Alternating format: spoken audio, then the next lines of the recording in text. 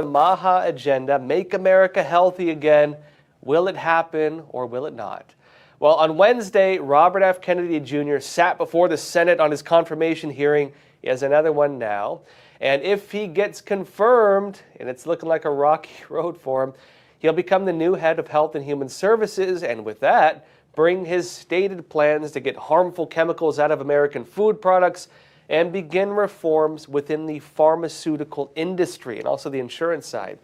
Now, from the looks of things, it seems like RFK Jr. he's somewhat unpopular among the corporate media, to say the least, and also among a lot of political circles, kind of both right and left to an extent. Now, some have suggested this may be partly due to the massive amounts of money that the pharmaceutical and the food companies give to these same individuals, the media advertisements, the political contributions, and the like.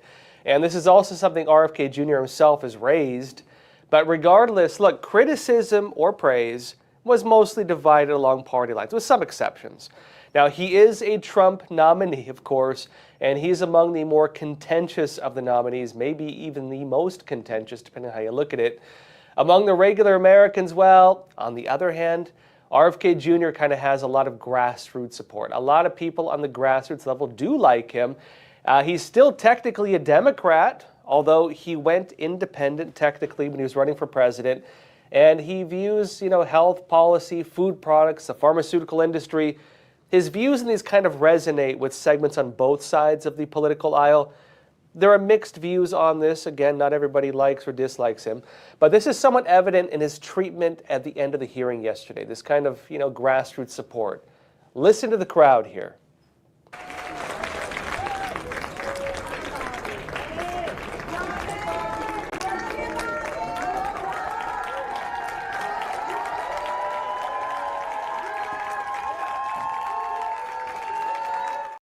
Look, in terms of how the things actually went, basically, RFK Jr. was criticized for things like his stance on vaccines, his stance on food additives, his allegations on the type of damage, maybe neurological damage these things cause. And a big part of the narrative was around whether he'd get rid of Medicaid. Let me show you how that went. Yes or no, do you support cutting Medicaid or reducing, and especially in an area where you and I spoke about with the federal investment in Medicaid, which is known as FMAP? I'm going to call it a restroom break. President Trump has not told me that he wants to cut Medicaid. He's told me to make it better. Do you support cutting, yes or no? Let me ask you this way, since it's only about President Trump. I support making it better, Senator. If President Trump asks you to cut Medicaid, will you do it? Oh, it's not up to me to cut Medicaid. It would be up to Congress. Oh, and you don't I'm going to work. I'm going to work. Mr. Kennedy, you don't want to answer? I'll move on. Now, on that point, he does say he believes Medicaid does not work well in its current state. He does think it needs reform. He says the premiums are too high. He said that most Americans, if they actually had a choice, they would probably still choose private insurance if they could afford it. And he said many Americans, they like Medicare, He said many of them do not like Obamacare. He said the so-called Affordable Care Act, has issues with it.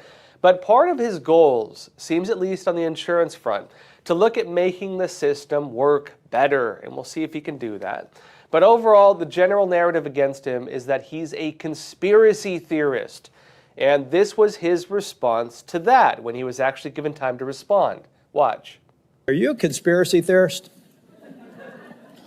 That is a pejorative, Senator, that's applied to me, mainly to keep me from asking difficult questions of powerful interests. I was told that I was a conspiracy theorist. That label was applied to me because I said that the vaccines, the COVID vaccine, didn't prevent transmission and it wouldn't prevent infection, when the government was telling people, Americans, that it would. I was saying that because I was looking at the monkey studies in May of 2020. I was called a conspiracy. Now everybody admits it. I was called a conspiracy theorist because I said red dye caused cancer. And now FDA has acknowledged that and banned it. I was called a conspiracy theorist because I said fluoride lowered IQ. Last week, JAMA published a meta-review of 87 studies saying that there's a direct inverse correlation between IQ loss. All right, so I'm going to assume I could go on for about a week. Is there any? Like, basically, he says this. He says many of the issues that got him labeled as a conspiracy theorist, yeah, at the time they said that's misinformation and disinformation, but he was later shown to have been right. The science changed, let's say, and the later science showed that actually what he said initially was what was true. And look, although there are some still challenges to this, that has been a lot of the track record. But all else aside, this was his general stance. Watch this. If we want Americans to restore trust in the public health agencies, we need transparency. I want to say something about what you first said. When I launched my campaign, it was about uniting Americans, Democrats and Republicans. There's no issue that should unite us more than this chronic health epidemic. There's no such thing as Republican children or Democratic children. These are our kids. Why are we seeing these explosions in diabetes, rheumatoid arthritis, neurological diseases, depression, all of these things that are related to toxics in the environment? Why can't we just agree with each other to put differences about so many issues, intractable issues aside, and say, we're going to end this. I know how to fix it. And there's nobody who will fix it the way that I do because I'm not scared of vested interests. I don't care. I'm not here because I want a position or a job. I have a very good life and a happy family. This is something I don't need. I want to do this because we're going to fix it. And the other. Now look, take that as you will, but I assume most of us could agree that public trust in the health agencies has not been as good as it used to. Let's just put it that way, right? And maybe the answers to that are more transparency and more accountability. Maybe if they actually just opened the books a little bit, were a little more honest with us, the average American would trust them more. And that's what he's saying he wants to do at least. Now the Senate, they still need to vote on his confirmation. There's 2 rounds to that. Eventually, it's going to have to go to a big vote. Now look, they have not yet announced the date on that. RFK Jr., he does face a real uphill battle on this one. It's going to be very rough for him. And when all the smoke clears, he's going to need to get at least 50 votes in the Senate. Some are suggesting that he's going to have a hard time with it. Some are also pointing, though, to Pete Hegseth, the defense secretary. He got 50 votes. He was also deemed very contentious, quote unquote, but he still managed to get the 50 votes. Again, with the vice president being the tie-breaking vote, and that's all he needs. Now, folks, in other news, China, you might have seen, China comes out and they tanked the shares of some of the major companies involved in AI, including things like NVIDIA, by releasing a free app, an AI app called DeepSeek. They wiped out about $1 trillion from the stock market, although it's bouncing back again.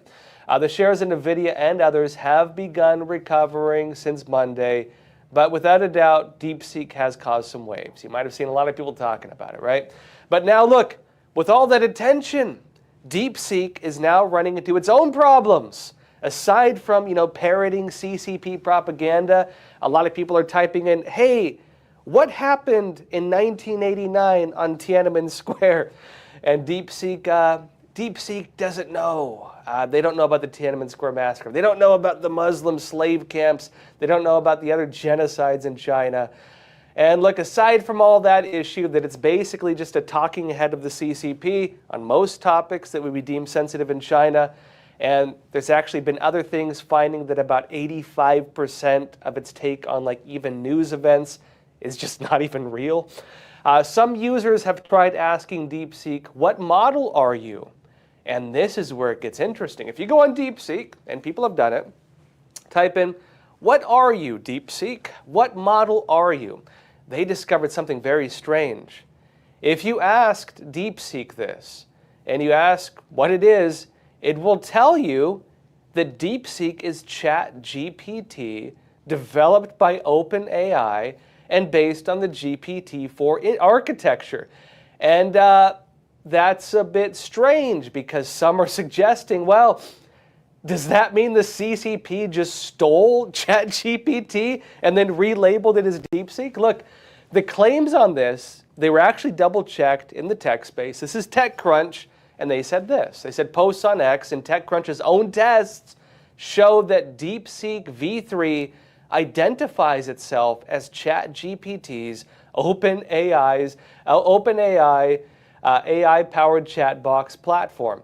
It said, asked to elaborate, DeepSeek v3 insists that it is a version of OpenAI's GPT-4 model released in 2023. It says the delusions run deep. If you ask DeepSeek v3 a question about DeepSeek's API, it'll give you instructions on how to use OpenAI's API. DeepSeek v3 even tells some of the same jokes as GPT-4 down to the punchlines, suggesting that, well, is DeepSeek just a stolen version of GPT-4? Now look, to be fair, some speculate this may not necessarily mean that DeepSeek is just a repackaged, stolen version of GPT. Some note that it's possible its AI is just pulling from the public data sets. That's possible, but it is a strange thing to say. What a weird thing to say, right? If you were to ask most other AI systems, what are you? They'll give you their actual name of the system at the very least. If you ask, Elon Musk's Grok, what are you? It very happily identifies itself as Grok and tells you about Grok. DeepSeek doesn't do that. Why is that? Especially if it's this hyper-intelligent system, right? And now, well, look, that claim, along with a few other findings, is sparking investigations into the system because something else apparently happened. Apparently, there was belief, before any of this even came out, that a Chinese company was stealing this data from OpenAI. Reuters had this. It said Microsoft and OpenAI are probing if data output from the ChatGPT maker's technology was obtained in an authorized manner by a group linked to Chinese artificial intelligence AI startup DeepSeek. Bloomberg News reported on Tuesday. It says Microsoft security researchers observed that in the fall, individuals they believed to be connected to DeepSeek exfiltrated, meaning stole, a large amount of data using the OpenAI's application programming interface, their API, the same API that DeepSeek identifies as being OpenAI, the very thing they're accused of stealing, according to the report. Now, it notes that OpenAI's API is the main way that software developers and business customers buy OpenAI's services. And if they did steal it, well, presumably, if you asked it, it might tell you, and that's what it says. Look, Microsoft, the largest investor for OpenAI, it says, notified the company of suspicious activity, according to the Bloomberg report. You know what this reminds me of? It reminds me of there's like a murder mystery, and the police go into the apartment, and they're like, geez, who killed this person? And then like a parrot in the corner is like, Billy killed this person. You know what I mean? OpenAI is basically parroting, saying, I am ChatGPT. I am ChatGPT. And they're like, geez, is this stolen from the very thing? And then the thing itself is telling them exactly where it came from. Sounds a bit fishy, but we'll see. Now, notes here also, David Sachs, the White House's API and crypto czar, told told Fox News in an interview earlier on Tuesday that it was possible that DeepSeek stole intellectual property from the United States. What a strange thing. Who's ever heard of a Chinese company stealing intellectual property from the United States?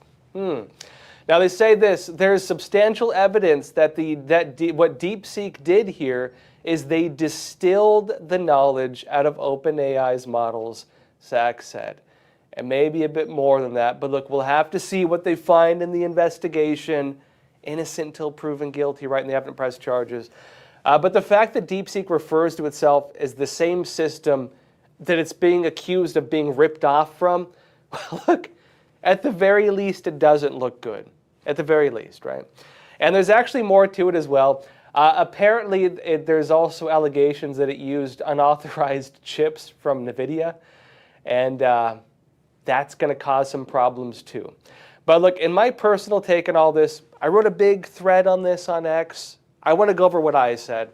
Look, you can follow me on X, by the way, at Josh J. Philipp, and this was my analysis. I said this. I said the release of DeepSeek AI is an act of trade war by China, mainly aimed at Trump. And the mass public release was also incredibly stupid. Let me explain. The timing of these two things, right? The timing of this involved two important things. One, what was it? Well, Trump threatened tariffs to force China to sell TikTok to the United States. Trump is saying maybe even 100% tariffs to force the hand of the CCP to sell TikTok so we don't have to shut it down.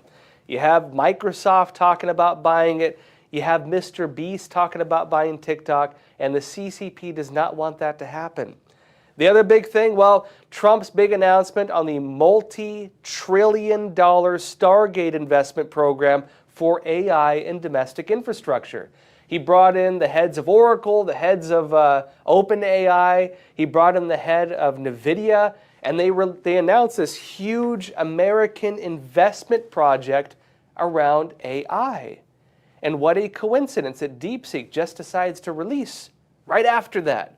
And so does another thing, which is that other Chinese AI platforms do the same thing, including Alibaba, which is controlled by the CCP. Now look, here's a big question. What benefit does it do for China to release DeepSeek and these other programs as massive open source programs right at this time? I'd say basically there is no surface interest. The only interest in that, on the surface, would be to use mass engagement in it to refine the AI, a massive data collection platform, in other words. I'd say the only other interest, right, is to target investors, and I think this is what they're doing. Think Stargate. Why time this right when there's this huge investment project announced and the CCP throws a giant wrench in that American investment project and wipes $1 trillion off the market? Look, on the business side, China could have released DeepSeek as a paid service that just undercuts its competitors. If you look at the way these things normally work, DeepSeek is a type of AI that you normally have to pay like $200 per ticket to use, expensive. They could have charged $100, they could have charged $50. They would have still thrown a big wrench in the system, but they did not do that. They made it big and open and free. And it would have probably made them a lot more money had they gone the other route. It would not have caused the massive upset in the US stock market, which will bring a lot of unwanted attention. So why do it? Remember, attention also means investigations.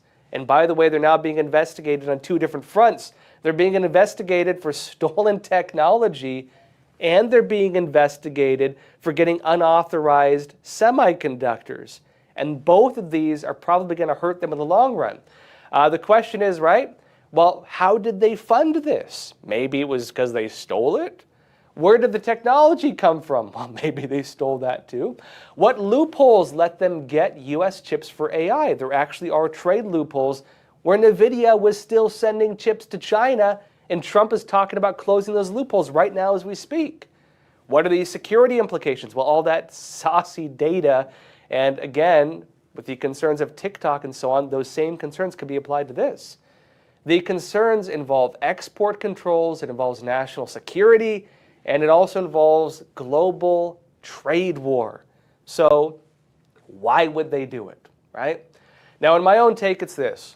The reason China released DeepSeek, I believe, the reason they did this publicly is twofold. One, they wanted to siphon foreign investment that would have otherwise gone to Trump's Stargate program. Why time it like this, and why release all these other AI systems at the exact same time?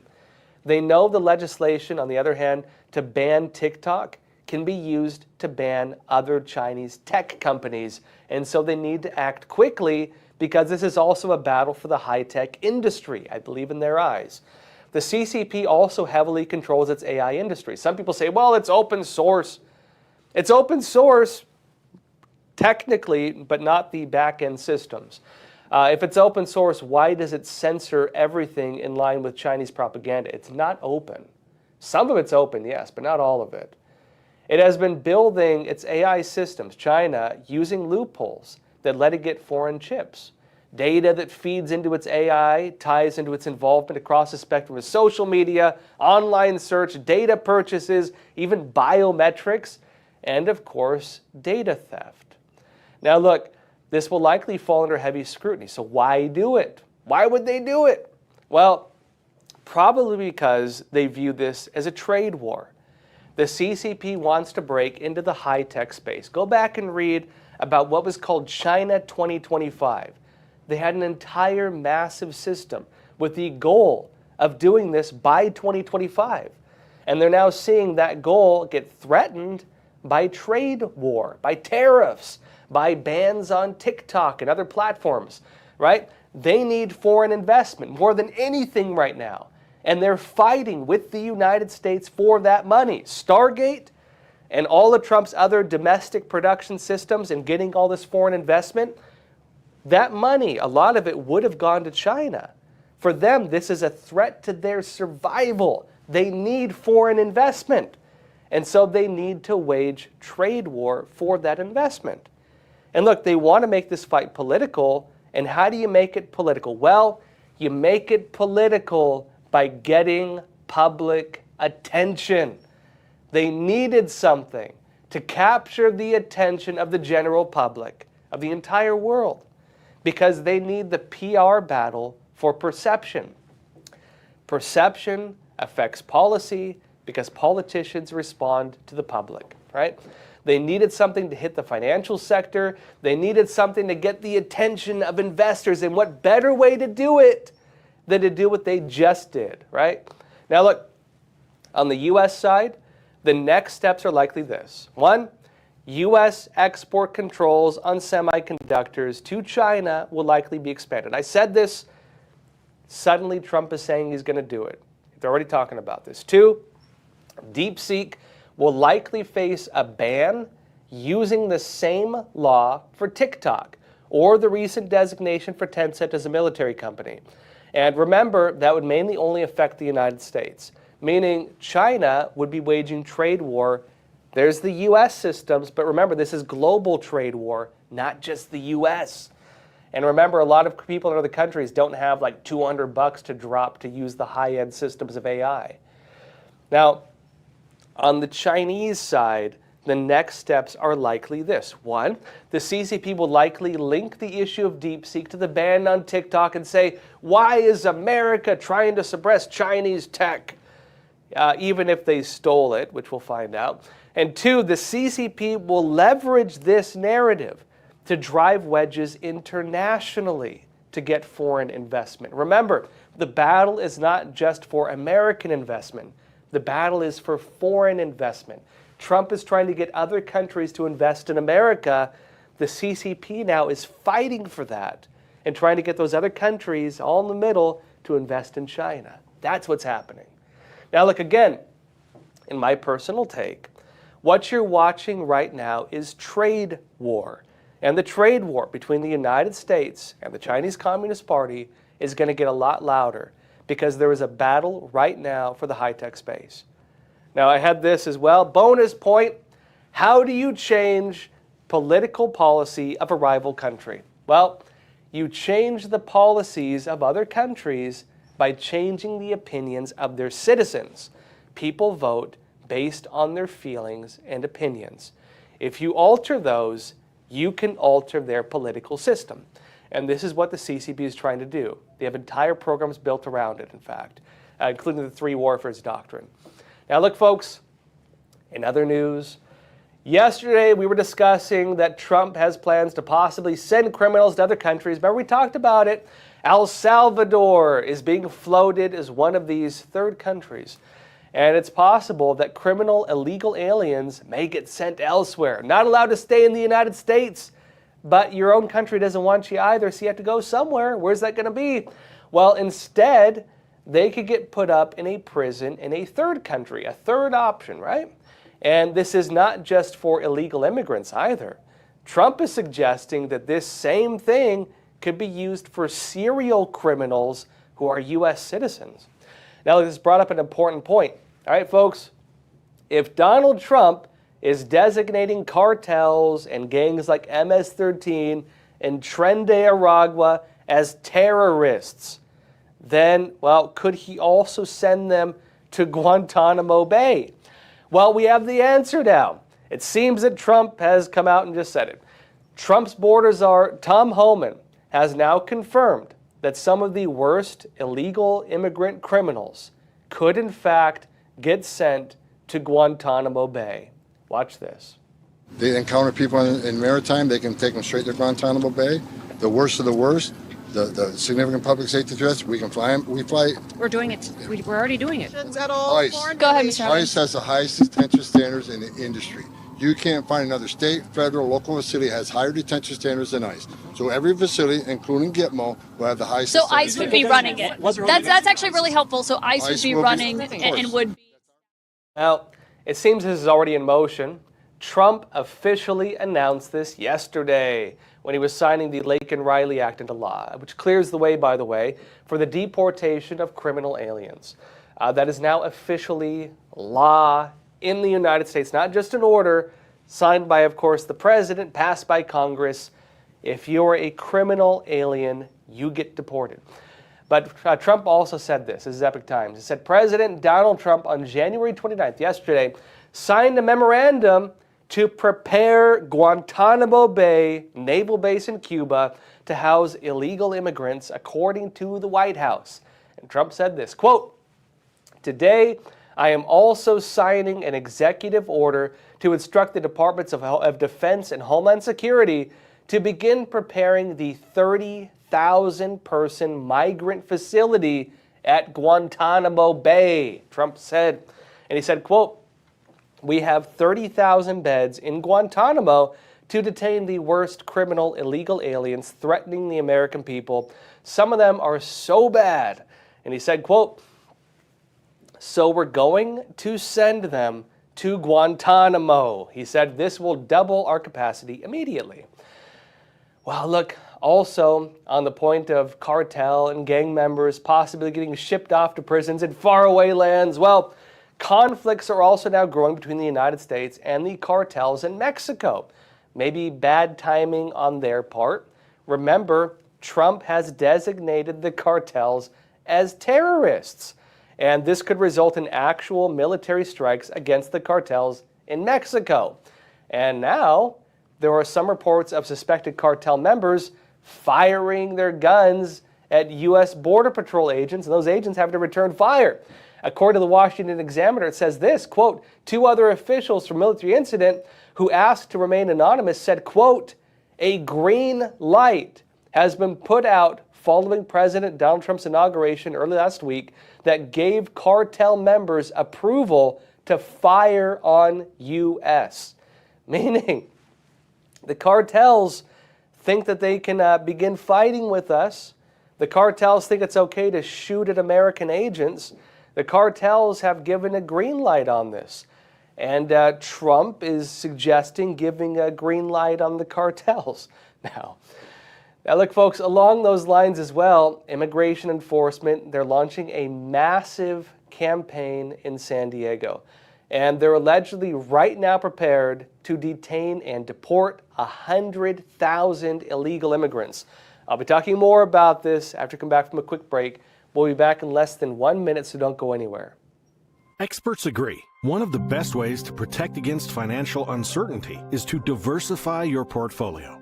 Learn how physical gold and silver can secure your retirement funds from today's economic challenges. With a gold IRA from American Hartford Gold, you can safeguard your wealth with no penalties or taxes when you transfer your current qualifying retirement accounts. Call now and our precious metals specialists will send you a free information kit, no cost or obligation. American Hartford Gold, a trusted industry leader with an A+ from the Better Business Bureau, has a 5-star rating from thousands of happy clients. Whether you are getting physical precious metals in a gold IRA or delivered to your doorstep, we offer only the highest quality gold and silver. For your peace of mind, we also offer a no-fee buyback commitment, a low price guarantee, along with free shipping and free insurance. So don't wait. Call the number on your screen today and secure your financial future.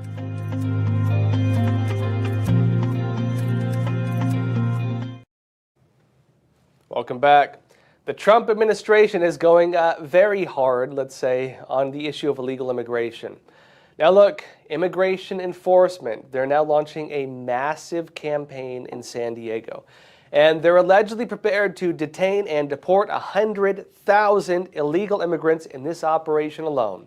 Daily Mail said this: thousands of ICE officers have been dispatched to the San Diego border crossing as they prepare to take 100,000 immigrants, meaning illegal aliens, back to Mexico and Central America in one of the biggest migrant raids in recent times. It notes Marines, meaning they're deploying the military, Marines have already descended on the area in an attempt to secure the crossing as President Trump ramped up his promise of cracking down on illegal immigration. It says a White House intelligence source said, quote, "There is a mile-long line of DHS, Department of Homeland Security trucks, and CBP, Customs Border Protection, in front of Camp Pendleton right now." And those of you not from that area, Camp Pendleton is like by Oceanside. It's kind of if you're driving from San Diego to Los Angeles. It's a little bit in the middle, right? There's a mile-long line of DHS trucks and CBP in front of Camp Pendleton right now, also meaning the Marines are probably there because the Marines are stationed there, ready to do the biggest illegal immigrant grab in recent history. They said the West Coast is this week and the East Coast is next week. So next week we could see 100,000 people get nabbed on the East Coast as well. They note it is about to get crazy in California. That's the exact quote, by the way. They need to fill 100,000 spots. 100,000 seats, and someone's got to get put in it, apparently. Meaning they say arrest is the directive. Now, it notes a source continued, quote, "They're going to be taking 100,000 immigrants, meaning illegal aliens, back to Mexico, Colombia, El Salvador, and Guatemala in this grab, and maybe Guantanamo Bay also." It notes that Border Czar Tom Homan says he is not satisfied with the pace of migrant deportations despite ICE's unprecedented number of arrests, and claims the U.S. needs to open the aperture up and carry out more deportations. In other words, he's saying those are rookie numbers. We need to get those numbers up. Now, look, in addition to this, though, one of the last policies, you might remember Biden was leaving office on his way out. What does he do? Well, he pardons his whole family preemptively, which might get legally challenged, but he does something else. What does he do? Well, one of the last policies of the Biden administration was to grant temporary protective status to about 900,000 illegal immigrants, maybe even more. And now, well, at least some of those are being overturned. The new head of the Department of Homeland Security, Kristi Noem, she came in and she just canceled 600,000 of those protection notices for Venezuelans, meaning all those Venezuelans are now up for deportation. They are no longer under temporary protection status. They can all be deported. And look, also on that point of, illegal immigrants and the talk right now that the aim is to deport illegal immigrants who are also criminals. That's the line going around, right? They say we're only going for the criminals. They have the Laken-Riley Act now, signed by Congress, passed, signed on the desk of the president, meaning this is not just an executive order. This is American law. You can now deport criminal aliens. Well, something interesting happened. The new White House press secretary has clarified something. She said the determination is now that all illegal immigrants are criminals. Watch. Of the 3,500 arrests ICE has made so far since President Trump came back into office, can you just tell us the numbers? How many have a criminal record versus those who are just in the country illegally? All of them, because they illegally broke our nation's laws and therefore they are criminals as far as this administration goes. Now look, in other news, we discussed yesterday that the Trump administration has frozen all federal aid. Well, there's an update on that. The Epoch Times said this. It said the Trump administration's memo directing a freeze on federal loans, grants, and other financial assistance has been rescinded. It notes the White House Office of Management and Budget said this on January 23rd. The OMB acting director, Matthew J. Vaith, issued a memorandum on January 28 to all heads of executive departments and agencies, rescinding his previous memo that directed them to pause federal aid. Now, a White House official, it said, emphasized that the move is simply to end the confusion and end the federal injunction, because they're blocked by a court, but not to halt the intended freeze of federal aid. They say at odds with the president's executive order. Remember, the nature of the freeze on federal aid was to begin looking at what the money was going to, and if it's going to the different programs that Trump has said that he is going to be ending. He's ending DEI, diversity, equity, inclusion. He's ending a lot of the ESG programs. Then the money will not go through. They were freezing it for a review process. That review process is no longer frozen, but it's going to happen regardless. Now, look, the White House press secretary, she confirmed this in a post on X. She said, quote, this is not a rescission of the federal funding freeze, suggesting that they're still doing it. She said it is simply a rescission of the OMB memo. And this is an interesting workaround of the law. Why is this, right? She said, this is only to end the confusion, any confusion, created by the court's injunction. The president's EO executive order on federal funding remains in full force and effect and will be rigorously implemented. Now look, my interpretation of this, what this actually means is they're basically getting rid of the OMB memo, Office of Budget and Management and so on. They're getting rid of that because the injunction was kind of blocking that, but they're not actually changing the practice of the policies, meaning that freeze on federal aid, the freeze on all that money, they're still going to review it. They're still going to cancel probably a lot of it. The injunction they referred to, it was filed by a U.S. district judge, and that judge tried to put Trump's pause in federal aid on hold until Monday, February 3rd. Now look, we will probably still see some more pushback, back and forth on the legal side of this, but Trump's actions are clearing the way for investigations into what type of aid and other programs that our hard-earned tax dollars are being spent on. And remember, they're saying Trump's executive order has ended American money being spent on ESG, gender policies, DEI, and a whole long list of other things. And if that money is being used for that, even if there's no memo on it, it's probably still getting canceled. That's what they're saying. All right, folks, that said, hit the like button, leave a comment. Let's jump into some questions. All right, let's see here. James Dyson. Thank you for sharing this with everybody here. James Dyson, you're saying FAFO. I will not say what that means. Basically, it means mess around and you're going to find out. And folks, this is your president. This is the president of the United States. He posted this himself. He posted this. This is him. This is your president. Trump posted this, looks like an AI-generated image of himself looking like a gangster with FAFO written behind him, meaning mess with me and you're going to find out. And this was his response to some of the people trying to challenge him and him going right back after him, right? Another question here. Jeremy Barker, you're saying, why are tobacco companies involved in food processing? Yeah, well, this is a problem you have with, I don't know if it's a problem. A lot of the big companies involved in food products and products for consumption are involved in a lot of other industries. It's just how it is. You know what I mean? If you open a market and you sell tobacco, you're probably going to sell like iced tea and soda and energy drinks also.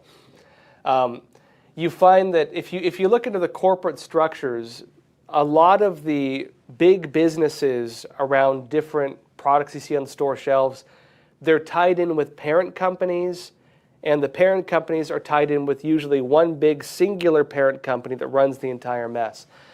We really have a very centralized corporate structure that controls most of the major brands that you find on store shelves. It's a lot of the same companies. And so that's just how it is with these corporate structures. A big concern around food processing too. You remember when all those food processing plants were like catching fire and stuff? A lot of our meat processing was actually sold off to Chinese companies, and even some of those companies were even allowed to like ship chickens to China to be processed in China and then shipped back to the United States, which is insane in my opinion, especially because not only do I understand, well, Chinese sanitary laws, I could see them intentionally doing things to harm Americans just with sanitation. But aside from that, there's also the problem of them like doing the old bait and switch where they're like, okay, American chicken, I'm going to sell this here, and here's a bird flu chicken for the Americans, little swapperoo there. Enjoy your bird flu, America. I could see them doing that too, just knowing how they operate. And unfortunately, the FDA, there have been, like, no offense to them, but there have been reviews about how they actually inspect Chinese facilities, food processing facilities, even stuff just coming across, in major shipments. It's terrible. They don't have access to these Chinese facilities. And so why are we sending our chickens to be processed in China? It's insane. It's absolutely insane. But even then, China was allowed to buy up some of the big processing companies, even in the United States. They own some of our biggest food processors. It's ridiculous, in my opinion. Let's see here. TZ Burton, you're saying China did not spend $10 million. They just lied about the military spending and time. Then they also stole a lot of tech from the U.S. companies. Yeah. I mean, that's the irony with it all. You're talking, I think, about DeepSeek, right? Look, the big miracle here, right? They're like, wow, how did China do this so efficiently? Wow, the magic of communism. Wow. You have people like saying this, right? That's the big narrative you see in like a lot of the AI space. Wow, it's a miracle. It's so efficient. You know how you make things really efficient? You steal it. You know what I mean? That's how you make things really efficient. You wait until your neighbor harvests all their crops, and then you steal his crops. That's how you do it. It's the old classic way of bypassing all that hard work, right? That's the CCP way. Good old-fashioned data theft, and of course violating international trade laws. That's a very efficient way of cutting costs, by the way. Right? If you want to cut costs, data theft and violation of international trade laws tends to be a very effective way of cutting costs on research and development and the entire process of rolling something out, as we see with Chinese companies. They're miracles when it comes to cutting costs through the use of theft, right? Of course, they're getting called out for it right now. But yeah, the China miracle, right? Anyways, we'll see what comes out from the investigations on it, but it's looking a bit fishy, let's put it that way. Ashley from California, you're saying, are we still doing that? Shipping our food to China to come back here? Last time I checked, they were. I haven't checked up on it in a while, but last I checked, they were still doing it. Remember, they actually got legal. There was a big review in it in the United States. The legal right of American food processing companies. It was in particular chicken to ship it to China to be processed. I have not seen anything of them ending it. And frankly, if we understand the whole threat of bird flu right now, I don't know why this is not being reviewed. I don't know why they're not pulling that back out and saying, why are we doing this again? Is this a threat to our national security? I've tried going to my local grocery stores. I go to Trader Joe's, right? I have a Trader Joe's in my neighborhood. I'm there shopping, And I'm looking to get some taco meat, right? Because I like to make homemade tacos. And I'm looking at the food section. I'm like, wait a second. Why is there like an entire section of the meat section that's empty? And then it dawns on me, oh, it's because there's no chicken. All the chicken is gone. And it's because of bird flu. It's because of avian flu.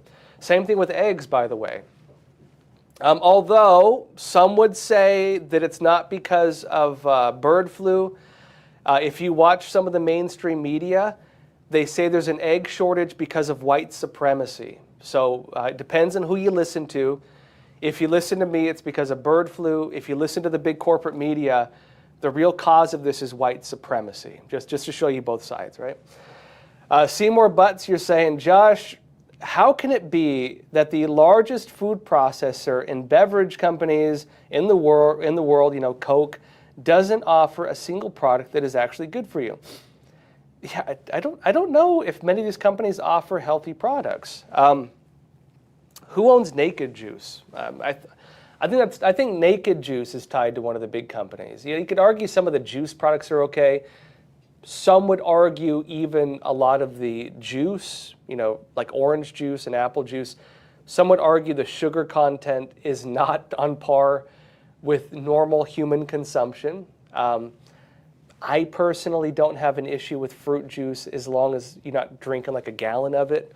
I'll drink a little bit of it. I do tend to avoid soda personally. I don't know if all of their products are harmful. I can't think of many that are not. But you can get some good stuff. You can get I drink coconut juice. There we go. I love coconut water. You can buy some from some of these companies, so they are doing some of it. But some people would note that a lot of it's like supply and demand. You know what I mean? Some of it's supply and demand. And some would also argue, though, that the unhealthy nature of the products is also used to make it addictive. And so maybe they're doing that intentionally. They're getting you hooked on things, on the additives, the chemicals, the high levels of sugars, and they're getting you addicted to it. Actually, I can tell you a personal note on this. Have any of you tried cutting sugar out of your diet? You ever try that? I am a believer that you need some sugar. I believe you should still eat fruit. I know some people might say otherwise. I think you should still eat fruit and stuff. Let's not make let's not make the same mistake as like the pirates on their ships and stuff like that, right? Getting like scurvy. Let's not get scurvy, right? I think you should still eat some fruit, right? Vitamin C is good for you. But I'm curious, have any of you tried cutting sugar out of your diet? I tried it before. I have reduced my sugar intake. I tend to avoid processed sugars in particular. I don't really consume processed sugars. I don't mind fruit, but processed sugars. Try it, and you'll find how addicted you are. It's actually pretty incredible. As soon as you cut processed sugar out of your diet, you will get crazy cravings for it. And what's interesting is keep it up for keep it up for a couple weeks, 2-3 weeks. Just try to eliminate processed sugar. Still eat a little bit. Eat a little bit of fruit.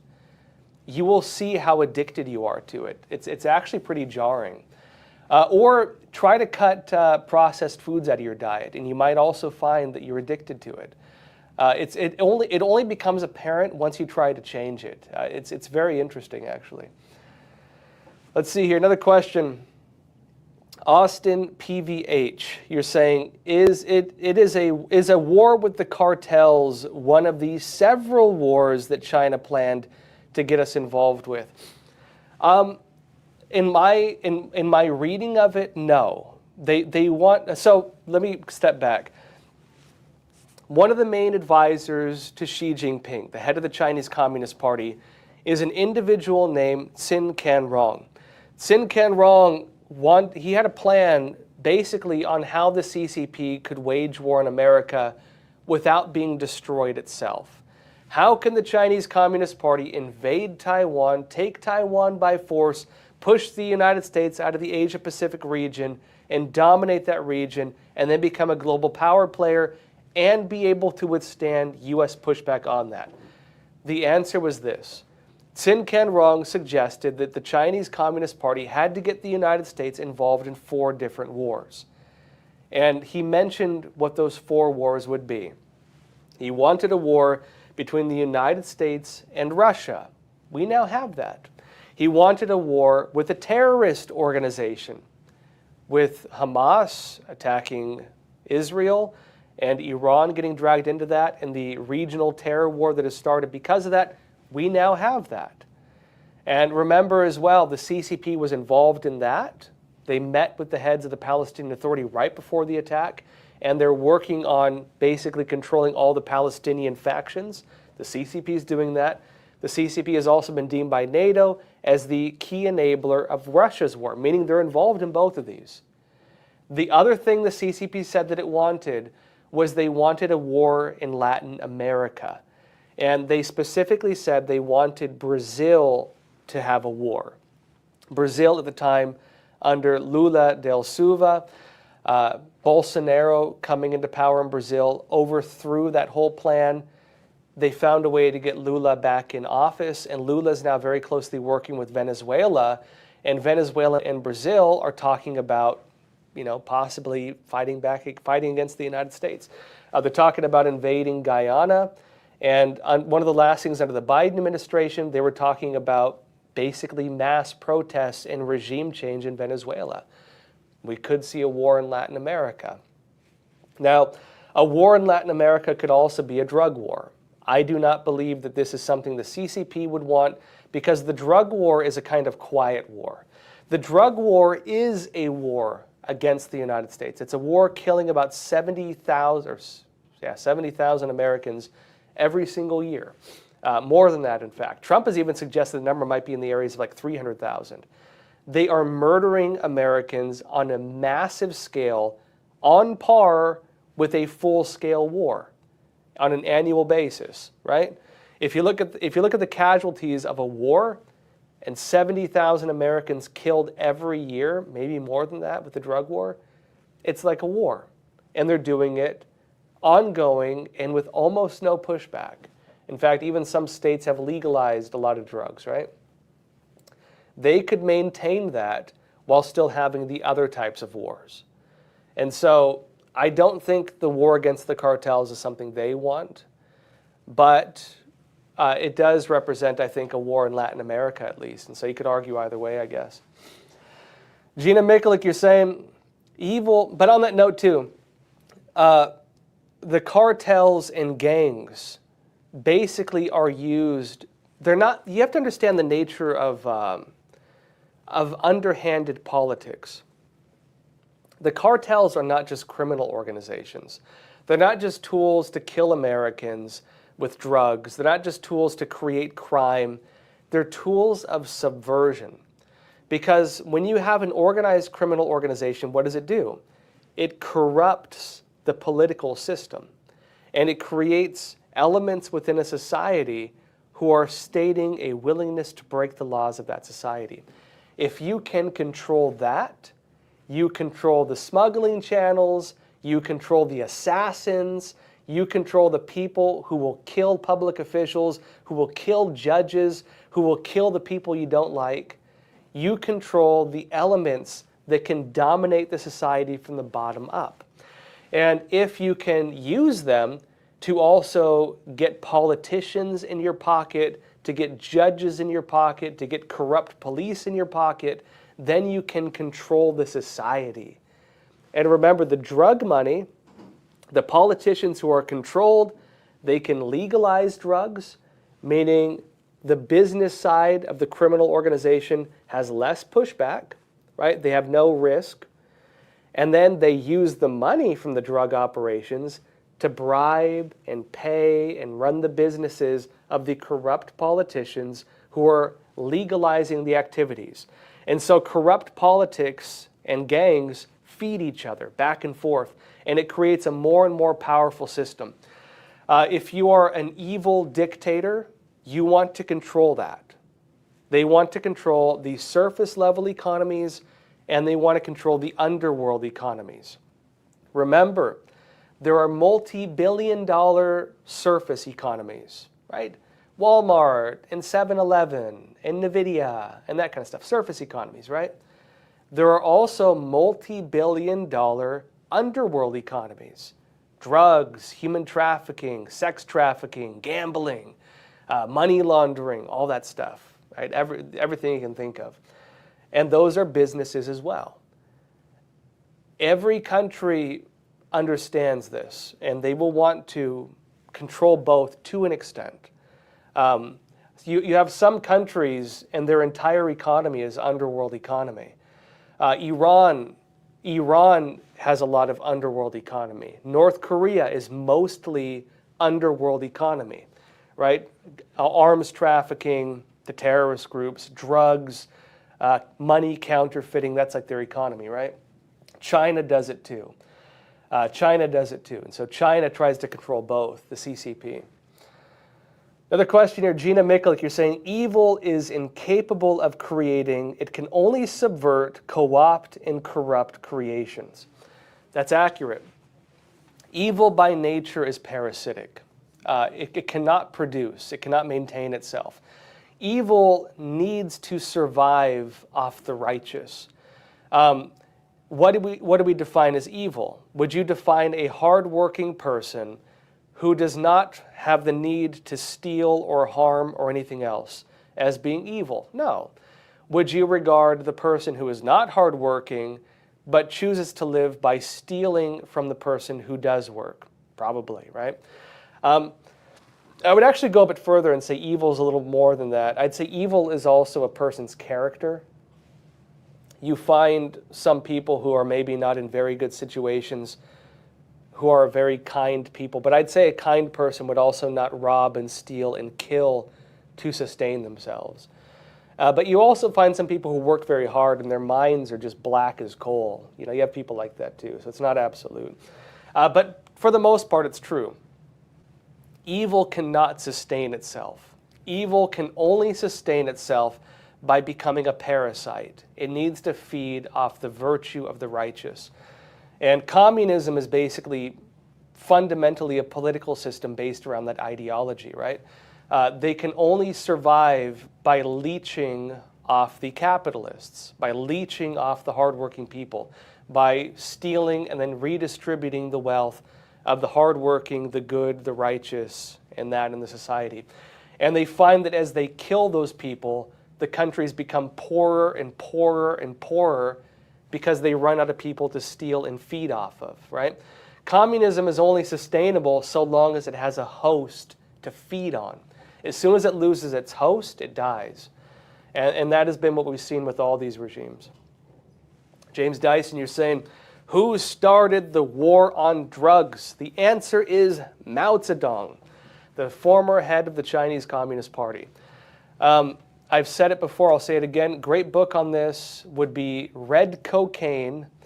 The book is written by a man named Joseph Douglas. It's unfortunately very hard to find a copy now because it's out of print. But you can find PDFs of it. Basically, Mao Zedong wanted to wage a war on the United States using subversive means and waging a war that would also create a business infrastructure that could help finance the Chinese Communist Party. He worked with Fidel Castro out of Cuba as the proxy with which to run the drug war. He modeled it after the opium wars that were waged against China under its last dynasty by the British Empire. And so what he did was he used Cuba to create channels throughout Latin America, to create criminal organizations, narco-terror organizations. Remember, a lot of the narco-terror groups were trained in China. They're Maoist, right? They're Maoist terrorist organizations. A lot of those criminal groups going to China, training in China, coming back, running the drug trades, and then Cuba masterminding it, which has led to another problem throughout a lot of Latin America, which is that Cuban spies have co-opted a lot of the countries. They've co-opted a lot of the militaries and other things because of that subversion. The drug trade is tied in with it. And so they were the ones who started it. It started openly as a Chinese Communist Party military operation, mainly against the United States. That's how it all started. All right, folks, that said, thank you for being here. Join me tomorrow at 10:30 a.m. Eastern Time again for the next episode. Getting late in the week, by the way. It's already Thursday, right? A lot going on right now, and so there's no shortage of big topics to discuss. So again, I will see you then. That said, folks, please share this episode. Give us a like. Tell a friend or family member about Crossroads. And as always, please take care of yourselves, stay informed, and stay free. Thank you.